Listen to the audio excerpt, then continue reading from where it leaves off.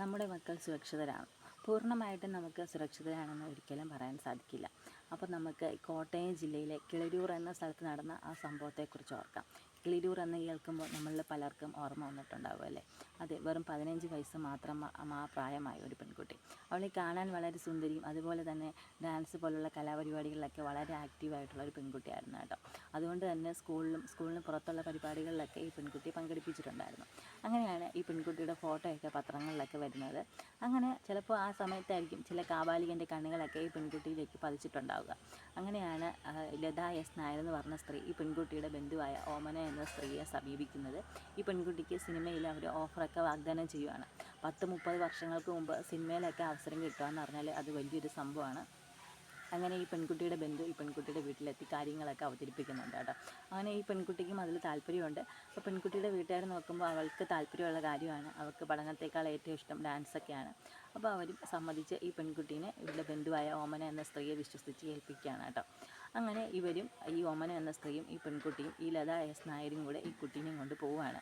ഈ കുട്ടീനെ അവർ നേരെ കൊണ്ടുപോകുന്നത് സിനിമയുടെ ലൊക്കേഷനിലൊക്കെയാണ് കേട്ടോ. കുറച്ച് ലൊക്കേഷനൊക്കെ കാണിച്ച് പരിചയപ്പെടുത്തുന്നുണ്ട്. ഇവിടെയാണ് നിൻ്റെ ഡാൻസ് സീന്, അല്ലെങ്കിൽ ഇവിടെയാണ് നിനക്ക് പാട്ടുള്ളത്, അങ്ങനെയൊക്കെ പറഞ്ഞ് കാര്യങ്ങളൊക്കെ കാണിച്ചു കൊടുക്കുന്നുണ്ട്. അതുമാത്രമല്ല കുറച്ച് ആൾക്കാരെയൊക്കെ കാണിച്ച് പരിചയപ്പെടുത്തുന്നുണ്ട്. അതിനുശേഷം 2-3 ദിവസം ഒരു ലൊക്കേഷനൊക്കെ നടന്നതിന് ശേഷം അവർ നേരെ പോകുന്നത് ഒരു റൂമൊക്കെ എടുത്തിട്ട് ആ ഒരു റൂമിൽ വെച്ചിട്ട് ഈ കുട്ടിക്ക് വൈകുന്നേരം മദ്യം കൊടുക്കുകയാണ് കേട്ടോ. അങ്ങനെ ഈ കുട്ടി അത് കുടിക്കാൻ വിസമ്മതിക്കുന്ന സാഹചര്യത്തിൽ അവർ നിർബന്ധിച്ച് ഈ കുട്ടീനെ മദ്യം കുടിപ്പിക്കുകയാണ്. അത് മാത്രമല്ല മദ്യത്തിൻ്റെ ലഹരിയിൽ ബോധം പോകുന്ന സമയത്ത് ഇവർ ഈ കുട്ടീനെ മറ്റ് പൈശാചികന്മാർക്ക് കൈമാറുകയാണ്. അങ്ങനെ ഈ ബോധം വന്ന് ഈ പെൺകുട്ടി ദേഹമൊക്കെ വേദനിച്ചിട്ട് തൻ്റെ ശരീരത്തിന് എന്താണ് സംഭവിച്ചതെന്ന് അറിയാതെ ഈ പെൺകുട്ടി നിലവിളിക്കുന്ന സാഹചര്യത്തിൽ ഈ ഓമനയും അതുപോലെ ഈ ലത എസ് നായരും കൂടെ പെൺകുട്ടീനെ കാര്യങ്ങളൊക്കെ പറഞ്ഞു കൊടുക്കുകയാണ്. ഇങ്ങനെയൊക്കെ സിനിമയിൽ സഹജമാണ്, ഇങ്ങനെയൊക്കെ ഉണ്ടായാൽ മാത്രമേ നിനക്ക് വലിയൊരു നടിയാകാൻ പറ്റുള്ളൂ എന്ന് പറഞ്ഞിട്ട് ഈ കുട്ടീനെ ബ്രെയിൻ വാഷ് ചെയ്യുകയാണ് കേട്ടോ. അങ്ങനെ ഇവർ ഈ പെൺകുട്ടീനെ പല ആൾക്കാർക്കും കൈമാറുകയാണ്. അങ്ങനെ ഈ പെൺകുട്ടി പ്രഗ്നൻ്റ് ആവുകയാണ്. ഈ പെൺകുട്ടിക്ക് അത് വീട്ടിൽ തുറന്ന് പറയാൻ പറ്റാത്ത സിറ്റുവേഷനാണ് കേട്ടോ. അങ്ങനെ ഈ പെൺകുട്ടി വീട്ടിൽ നിൽക്കുന്ന സാഹചര്യത്തിൽ വീട്ടുകാരെ അറിയാതിരിക്കാൻ വേണ്ടി വയറൊക്കെ ചുറ്റിക്കെട്ടുവാണ്. അതുപോലെ തന്നെ വളരെ ലൂസായിട്ടുള്ള ഡ്രസ്സൊക്കെ ഇട്ടാണ് ഈ പെൺകുട്ടി വീട്ടിൽ നിൽക്കുന്നത്. അങ്ങനെ ഈ പെൺകുട്ടിക്ക് ഡെലിവറിയുടെ ടൈമായി. പെട്ടെന്ന് ഡെലിവറി പെയിൻ വരുവാണ്. അപ്പോൾ ഈ വീട്ടുകാരെ നോക്കുമ്പോൾ പെൺകുട്ടി നിലത്ത് കിടന്ന് ഭയങ്കര വേദന എടുത്ത് കിടന്ന് പൊളയുവാണ്. അവർക്കറിയില്ലല്ലോ ഡെലിവറി പെയിനാണെന്ന്. അപ്പോൾ ഈ പെൺകുട്ടീനെ 2 ദിവസം മുന്നേ തന്നെ ഒരു നായ കടിച്ചിട്ടുണ്ടായിരുന്നു. അപ്പോൾ ഇവർ വിചാരിച്ചു ഇനി നായ കടിച്ചിട്ടുള്ള പ്രശ്നമാണെന്ന് വിചാരിച്ചിട്ട് ഈ പെൺകുട്ടീനെ അടുത്തുള്ള ഒരു ക്ലിനിക്കിൽ കൊണ്ടുപോവുകയാണ്. അപ്പോൾ അവർ പറയുന്നത് വെച്ചാൽ ഇത് നായ കടിച്ചിട്ടല്ല, പെൺകുട്ടി ഡെലിവറി പെയിൻ ആണെന്ന് പറയുകയാണ്. പെട്ടെന്ന് ആ പെൺകുട്ടിയുടെ പിതാവ് നെഞ്ച് തകർന്ന് നിലവിളിക്കുകയാണ്. കാരണം സ്വന്തം മോള് പ്രഗ്നൻ്റ് ആണെന്ന് അവർ അറിഞ്ഞിട്ടില്ല, എന്താണ് സംഭവിച്ചതെന്നും അവർക്കറിയില്ല. അങ്ങനെ അവർ പെട്ടെന്ന് ഈ പെൺകുട്ടീനെ മെഡിക്കൽ കോളേജ് ഹോസ്പിറ്റലിലേക്ക് കൊണ്ടുപോകാണ് കേട്ടോ. അങ്ങനെ അവിടെ വെച്ച് ഈ പെൺകുട്ടി ഒരു കുഞ്ഞിന് ജന്മം നൽകുകയാണ്. അതുമാത്രമല്ല ഈ പെൺകുട്ടി ഡെലിവറി ടൈമിലും അതുപോലെ തന്നെ ഡെലിവറി ടൈം കഴിഞ്ഞിട്ടും വളരെ വേദനയിൽ നിലവിളിക്കുമ്പോൾ അവിടുത്തെ നഴ്സുമാരും അതുപോലെ തന്നെ ഡോക്ടേഴ്സും ഒക്കെ വളരെ മോശമായിട്ട് ഈ പെൺകുട്ടിയോട് പെരുമാറിയെന്നാണ് അന്നത്തെ വാർത്തകളിലൊക്കെ നമ്മൾ കാണുന്നത് കേട്ടോ. അങ്ങനെ ഈ പെൺകുട്ടി ഒരു കുഞ്ഞിന് ജന്മം നൽകി. അങ്ങനെ ഡിസ്ചാർജായി തിരിച്ചു വരുന്ന സമയത്ത് ഈ പെൺകുട്ടിക്ക് വീണ്ടും കടുത്ത വേദന ഉണ്ടാവുകയാണ്.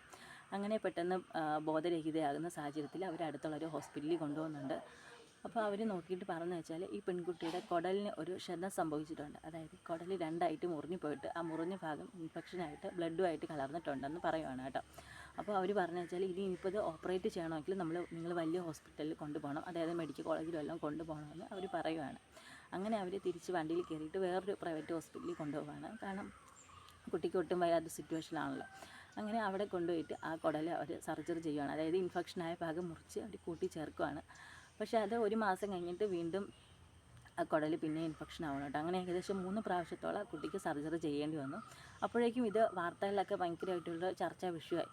അങ്ങനെ കുറേ പ്രമുഖരുടെ പേരൊക്കെ ഈ വാർത്തയിൽ വന്നിട്ടുണ്ട്. അങ്ങനെ ഈ പെൺകുട്ടി ഏറ്റവും അവസാനം മഞ്ഞപ്പിത്തമൊക്കെ മൂർജിച്ച ഒരവസ്ഥയിലാണ് പെൺകുട്ടി മരിക്കുന്നത് കേട്ടോ. വളരെ ദയനീയമായിട്ടൊരവസ്ഥയിലാണ് ഈ പെൺകുട്ടി മരിക്കുന്നത്. അപ്പോൾ ഈ പെൺകുട്ടി മരിക്കുന്നതിന് മുമ്പ് തന്നെ ഉപദ്രവിച്ച ആൾക്കാരുടെ പേരുകളൊക്കെ വെളിപ്പെടുത്തുന്ന ഒരു സിറ്റുവേഷൻ ഉണ്ടായി. അങ്ങനെ കുറേ പേരെയൊക്കെ പോലീസ് അറസ്റ്റ് ചെയ്യുകയും ചെയ്തു. പക്ഷേ വളരെ നിസ്സഹായ അവസ്ഥയാണ്. നമ്മൾ അതിനെ ആലോചിച്ച് നോക്കിയാൽ ഒരു പെൺകുട്ടിക്ക് സംഭവിക്കുക എന്ന് പറഞ്ഞാൽ കുറേ കാബാലികർ ഒരു പെൺകുട്ടിയെ വലിച്ച് കീറിപ്പിച്ച് ചീന്തുന്ന ഒരവസ്ഥ വളരെ വേദനാജനകമാണ്. നമുക്കത് ഓർക്കുമ്പോൾ തന്നെ വളരെ സങ്കടമുള്ള കാര്യമാണ് കേട്ടോ.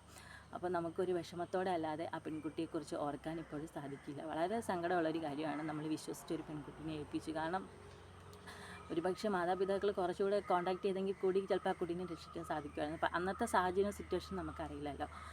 അപ്പോൾ വളരെ വിഷമമുള്ളൊരു കാര്യമാണ്. അപ്പോൾ നിങ്ങൾക്ക് എൻ്റെ ചാനൽ ഇഷ്ടപ്പെട്ടാൽ തീർച്ചയായിട്ടും സപ്പോർട്ട് ചെയ്യുക. പുതിയ വിശേഷങ്ങളായിട്ട് നമുക്ക് അടുത്ത വീഡിയോയിൽ വീണ്ടും കാണാം കേട്ടോ.